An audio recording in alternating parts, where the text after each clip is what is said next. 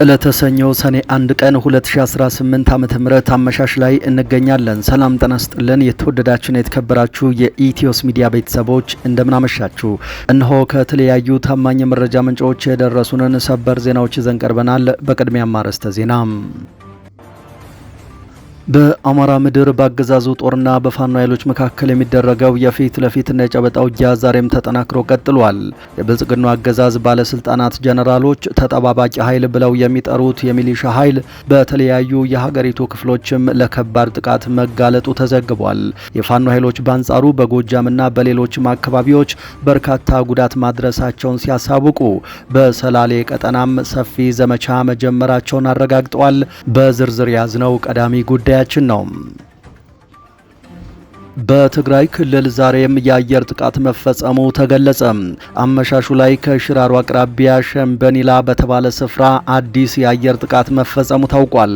ይህ በ3 ቀናት ውስጥ በትግራይ የተፈጸመ ሁለተኛው ጥቃት ሲሆን ከቀናት በፊት የተካሄደውን ተመሳሳይ ጥቃት ተከትሎ ህወሓት ባወጣው መግለጫ የፌዴራል መንግስቱን ማውገዙ ይታወሳል። ከወደ መቀሌ ዝርዝር መረጃዎች በጉዳዩ ላይ ደርሰውናል፣ ተሰሙታላችሁ። የዋልድባ አባቶችን ያስቆጣው የኮሜዲያን እሸቱ መለሰ ቪዲዮ እያነጋገረ ነው። እናቶችን እያሯሯጡ ያን ያህል ካራክተር ማሳየት ገዳማዊ ስብዕናን አይገልጽም ሲሉ አባቶች ይህንን ድርጊት ኮንነዋል። በቅርቡ ኮሜዲያን እሸቱ መለሰ የዋልድባ ገዳምን በተመለከተ በሰራው ዘጋቢ ፊልም ከፍተኛ ውዝግብ መፈጠሩ ይታወሳል። በማህበራዊ ሚዲያ ላይ ከፍተኛ ውዝግብ ፈጥሮ የነበረው ፊልሙ በድጋሜ ሌላ አነጋጋሪ ጉዳይ ይዞ መጥቷል። ከገዳሙ ወደ ሚዲያ ብቅ ያሉ አባቶችም በጉዳዩ ላይ አነጋጋሪ መረጃ ሰጥተዋል። በዝርዝር ትሰሙታላችሁ። የኤርትራው ፕሬዝዳንት ኢሳያስ አፈወርቂ በቀጠናው ፖለቲካዊ ውጥረት ማየሉን ተከትሎ ወደ ግብጽ ካይሮ ድንገተኛ የ3 ቀናት ጉብኝት አደረጉ። ይህ ጉዞ የተካሄደው የብልጽግና ባለስልጣናት በተለይም ብርሃኑ ጁላ ጽምዶ የተሰኘ አዲስ አደረጃጀትን አስመልክቶ ኤርትራና ግብጽን በመክሰስ ንግግር ባደረጉበት እንዲሁም ከኤርትራ ድንበር አቅራቢያ ሽራሮ አካባቢ በተደጋጋሚ የድሮን ጥቃት በተፈጸመበት ማግስት ነው። ከዚህ ጋር በተገናኘ የኢሳያስ አፈወርቂ ጉዞ ምን አንድምታ ይኖረዋል? በዝርዝሩ ከኛ ጋር ከቆያችሁ ትሰሙታላችሁ። የየመን ሁቲ አማጽያን በእስራኤል ላይ ጥቃት መፈጸማቸውን ገለጹ። ከእስራኤል ጋር ግንኙነት ያላቸው መርከቦች በቀይ ባህር ላይ እንዳይጓዙ ሙሉ በሙሉ መታገዳቸውንም ገልጸዋል። የየመኑ የሁቲ አማጽያን ኃይል በመካከለኛው እስራኤል ያፋ አካባቢ የሚገኙና ወሳኝ የሆኑ ኢላማዎች ሲል በገለጻቸው ቦታዎች ላይ ጥቃት መፈጸሙንና ለጥቃቱም ኃላፊነቱን እንደሚወስድ ገልጿል። በተጨማሪም የእስራኤል የባህር ላይ መርከቦች በቀይ ባህር ላይ እንዳይጓዙ ሙሉ እገዳ መጣሉን አስታውቋል። በዓለም አቀፍ መረጃችን በዝርዝር እንተነትነዋለን። ክቡራትና ክቡራን ከኛ ጋር ከቆያችሁ እነዚህንና ሌሎችን መረጃዎች ቀጥለን በዝርዝርና በትንታኔ ወደ እናንተ እናደርሳለን። ለኢትዮስ ሚዲያ አዲስ ከሆናችሁና በየቀኑ የምንለቃቸው አዳዲስ መረጃዎች በፍጥነት እንዲደርሷችሁ ላይክና ሼር ማድረጋችሁንም አትዘንጉ።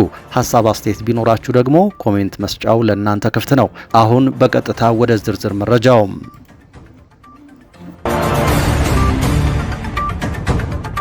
በአማራ ምድር በአገዛዙ ጦርና በፋኖ ኃይሎች መካከል የሚደረገው የፊት ለፊትና የጨበጣ ውጊያ ዛሬም ተጠናክሮ ቀጥሏል።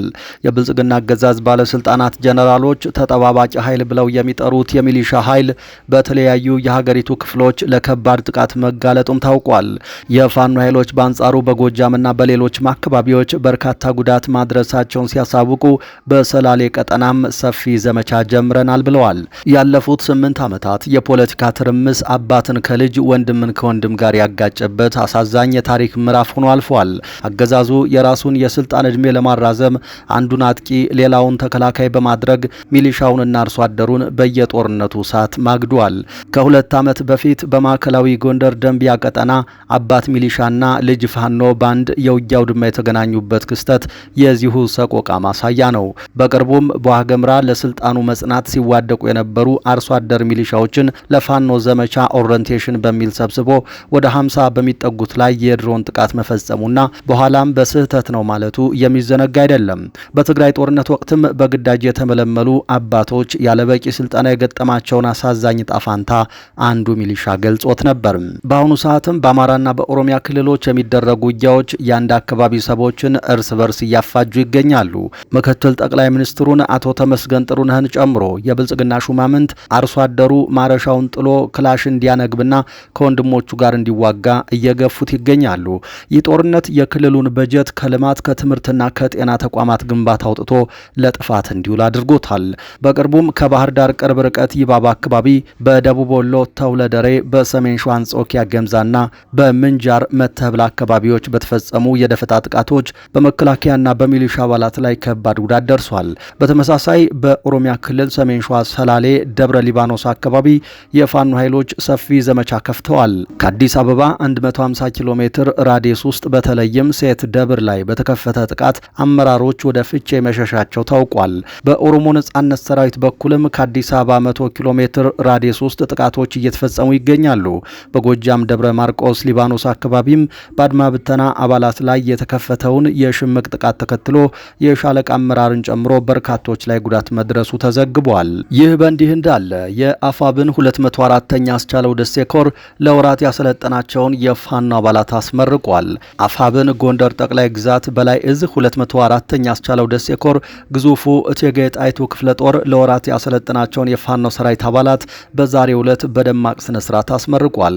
በምረቃት ስነ ስርዓቱ ላይ የእዝ የኮርና የክፍለ ጦር ከፍተኛ አመራሮች፣ ጥሪ የተደረገላቸው እንግዶች፣ የሃይማኖት አባቶች፣ የሀገር ሽማግሌዎች፣ ወጣቶችና የአካባቢው የህብረተሰብ ክፍሎች ተገኝተዋል።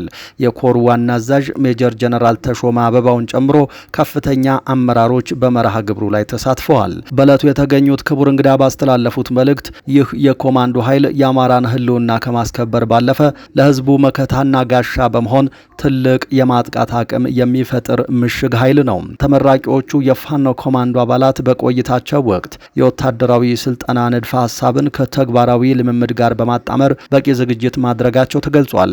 በምረቃ ስነ ስርዓቱም የሰለጠኑበትን ጥበብና ወታደራዊ ዝግጁነታቸውን የሚያሳዩ የማርሽ ትርኢቶችና ሌሎች ልዩ ልዩ ትዕይንቶችን አቅርበዋል።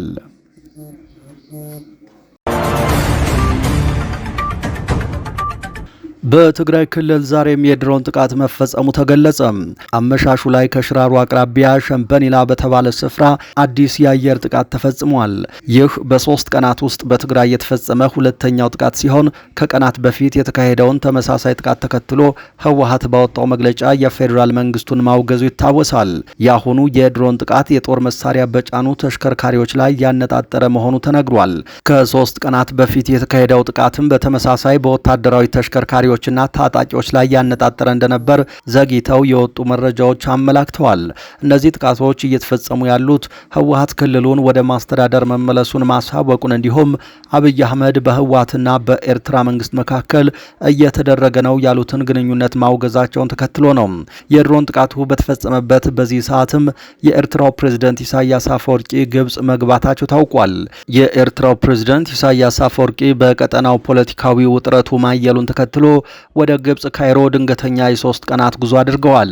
ይህ ጉዞ የተካሄደው የብልጽግና ባለስልጣናት በተለይ ብርሃኑ ጁላ ጽምዶ የተሰኘ አዲስ አደረጃጀትን አስመልክቶ ኤርትራና ግብጽን በመክሰስ ንግግር ባደረጉበት እንዲሁም ከኤርትራ ድንበር አቅራቢያ ሽራሮ አካባቢ በተደጋጋሚ የድሮን ጥቃት በተፈጸመበት ማግስት ነው።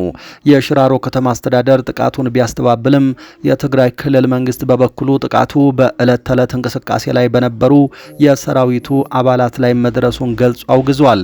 በምስራቅ አፍሪካ ቀንድ ውስጥ እያደገ የመጣውን የፖለቲካ ሽኩቻ ተከትሎም ግብጽ የራሷን ሚና እያሰፋች ትገኛለች። ፕሬዝዳንት አልሲሲና ኢሳያስ አፈወርቂ ቀደም ሲል አስመራ ላይ በተደጋጋሚ የመከሩ ሲሆን የግብጽ የውጭ ጉዳይ ሚኒስትር ባደር አብደላቲና ሌተናንት ጀነራል ከማል አልዋዚር በቅርቡ ከኤርትራ ጋር ያደረጉት ወደቦችን የማስተሳሰር ስምምነት የካይሮን የአሰብ ፍላጎት በግልጽ ያሳየ ነው። የአሁኑ የካይሮ ቆይታ በሶስት ዋና ዋና ጉዳዮች ላይ ያተኩራል ተብሎም ይጠበቃል። አንደኛ፣ በቅርቡ የተፈረሙ ስምምነቶችን፣ የአሰብ ወደብና ወታደራዊ ትብብርን ወደ ተግባር መቀየር። ሁለተኛ፣ በቀይ ባህር ጸጥታና ደህንነት እንዲሁም በመካከለኛው ምስራቅ ወቅታዊ ሁኔታ ላይ መምከር። ሶስተኛ፣ ከአሜሪካ መንግስት በኩል በኤርትራ ላይ ስለተጣለው ማዕቀብና የዶናልድ ትራምፕ አስተዳደር አዲስ አቅጣጫ ላይ ግብጽ ያላትን የዲፕሎማሲ ተጽዕኖ በመጠቀም ማዕቀቡ እንዲነሳ ግፊት ማድረግን ያለሙ ናቸው ተብሏል።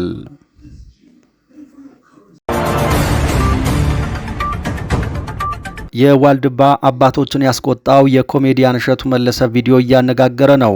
እናቶችን እያሯሯጡ ያን ያህል ካራክተር ማሳየት ገዳማዊ ስብዕናን አይገልጽም ሲሉ አባቶች ድርጊቱን ኮንነዋል።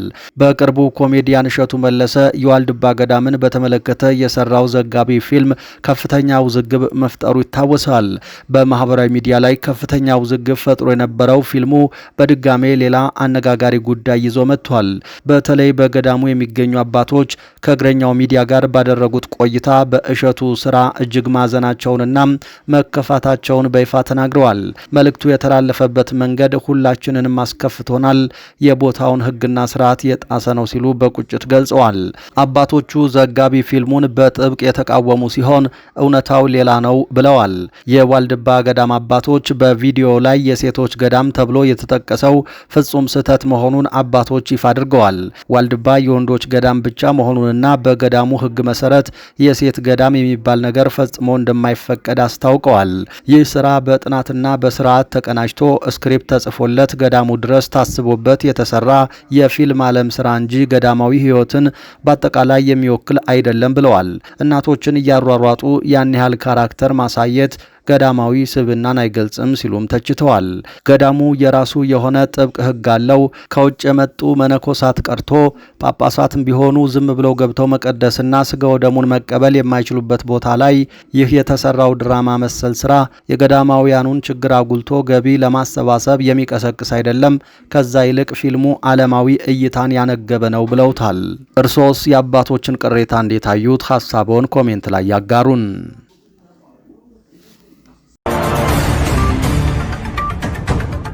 በተለያዩ የማህበራዊ ትስስር ገጾች ላይ ታዋቂው ድምፃዊ ልጅ ሚካኤል በቁጥጥር ስር ውሏል ወይም ታስሯል በሚል በስፋት ሲዘዋወር የነበረው መረጃ ከእውነት የራቀና ሐሰተኛ መሆኑ ተረጋግጧል። የድምፃዊውን እስር በተመለከተ በማህበራዊ ሚዲያ የተፈጠረውን መደናገርና ወሬ ተከትሎ ልጅ ሚካኤል ጉዳዩን በቀጥታ ከማስተባበል ይልቅ በራሱ የኢንስታግራም ገጽ ላይ ባስተላለፈው ወቅታዊ መልእክት በሰላም እንደሚገኝ በተዘዋዋሪ አሳውቋል።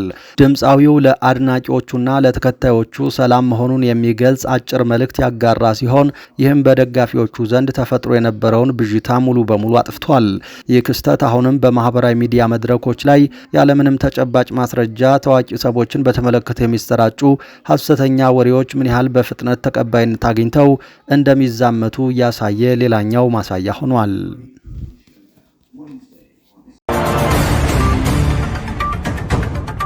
ሁቲ እስራኤል በቀይ ባህር ላይ የምታደርገውን እንቅስቃሴ ማገዱን አስታወቀ። የየመን ሁቲ አማጽያን በእስራኤል ላይ ጥቃት መፈጸማቸውን የገለጹ ሲሆን ከእስራኤል ጋር ግንኙነት ያላቸው መርከቦች በቀይ ባህር ላይ እንዳይጓዙ ሙሉ በሙሉ መታገዳቸውንም ገልጸዋል።